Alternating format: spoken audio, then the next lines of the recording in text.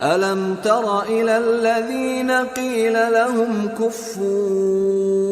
أَيْدِيَكُمْ وَأَقِيمُوا الصَّلَاةَ وَآتُوا الزَّكَاةَ فَلَمَّا كُتِبَ عَلَيْهِمُ الْقِتَالُ إِذَا فَرِيقٌ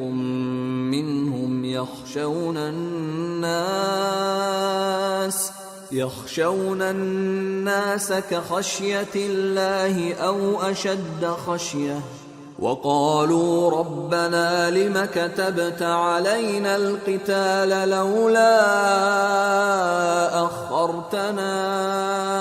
إِلَى أَجَلٍ قَرِيبٍ قُلْ مَتَاعُ الدُّنْيَا قَلِيلٌ وَالْآخِرَةُ خَيْرٌ لِمَنِ اتَّقَى وَلَا تُظْلَمُونَ فَتِيلًا أَيْنَمَا تَكُونُوا يُدْرِككُّمُ الْمَوْتُ وَلَوْ كُنتُمْ فِي بُرُوجٍ مُّشَيَّدَةٍ وَإِن تُصِبْهُمْ حَسَنَةٌ يَقُولُوا هَٰذِهِ مِنْ عِندِ اللَّهِ وَإِن تُصِبْهُمْ سَيِّئَةٌ يَقُولُوا هَٰذِهِ مِنْ عِندِكَ قُلْ كُلٌّ مِّنْ عِندِ اللَّهِ فَمَا لِهَٰؤُلَاءِ الْقَوْمِ لَا يَكَادُونَ يَفْقَهُونَ حَدِيثًا مَا أَصَابَكَ مِنْ حَسَنَةٍ فَمِنَ اللَّهِ وَمَا أَصَابَكَ مِنْ سَيِّئَةٍ فَمِنْ نَفْسِكَ وَأَرْسَلْنَاكَ لِلنَّاسِ رَسُولًا وَكَفَى بِاللَّهِ شَهِيدًا مَنْ يُطِعِ الرَّسُولَ فَقَدْ أَطَاعَ اللَّهَ وَمَنْ تَوَلَّى فَمَا أَرْسَلْنَاكَ عَلَيْهِمْ حَفِيظًا۔ بھلا تم نے ان لوگوں کو نہیں دیکھا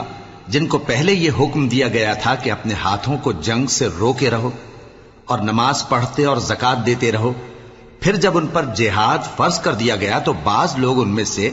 لوگوں سے یوں ڈرنے لگے جیسے اللہ سے ڈرا کرتے ہیں، بلکہ اس سے بھی زیادہ، اور کہنے لگے کہ اے اللہ تو نے ہم پر جہاد جلد کیوں فرض کر دیا؟ تھوڑی مدت اور ہمیں کیوں مہلت نہ دی؟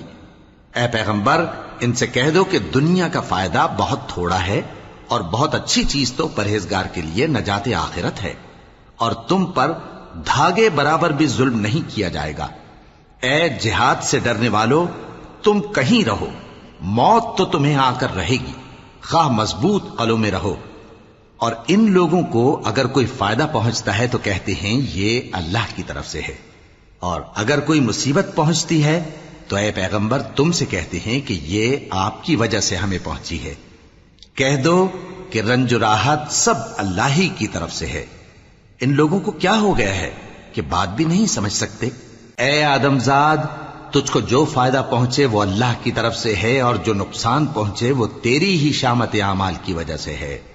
اور اے نبی، ہم نے تم کو لوگوں کی ہدایت کے لیے پیغمبر بنا کر بھیجا ہے، اور اس بات کا اللہ ہی گواہ کافی ہے۔ جو شخص رسول کی فرما برداری کرتا ہے تو بے شک اس نے اللہ کی فرما برداری کی، اور جو نافرمانی کرے تو اے پیغمبر تمہیں ہم نے ان کا نگہبان بنا کر نہیں بھیجا،